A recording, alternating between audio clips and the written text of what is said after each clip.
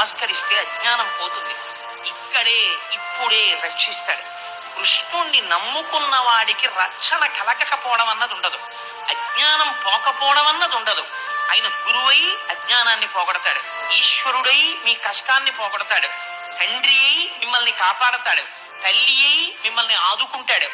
ఇన్ని చేయగలిగినటువంటి అవతారం అయా పరిపూర్ణమైనటువంటి కృష్ణావతారం. కృష్ణావతారానికి సంబంధించినటువంటి జగద్గురు అయినటువంటి కృష్ణుడికి నమస్కరిస్తే అజ్ఞానం పోతుంది. ఇక్కడే ఇప్పుడే రక్షిస్తాడు. కృష్ణుణ్ణి నమ్ముకున్న వాడికి రక్షణ కలగకపోవడం అన్నది ఉండదు, అజ్ఞానం పోకపోవడం అన్నది ఉండదు. ఆయన గురువై అజ్ఞానాన్ని పోగొడతాడు, ఈశ్వరుడై మీ కష్టాన్ని పోగొడతాడు, తండ్రి అయి మిమ్మల్ని కాపాడతాడు, తల్లి అయి మిమ్మల్ని ఆదుకుంటాడు.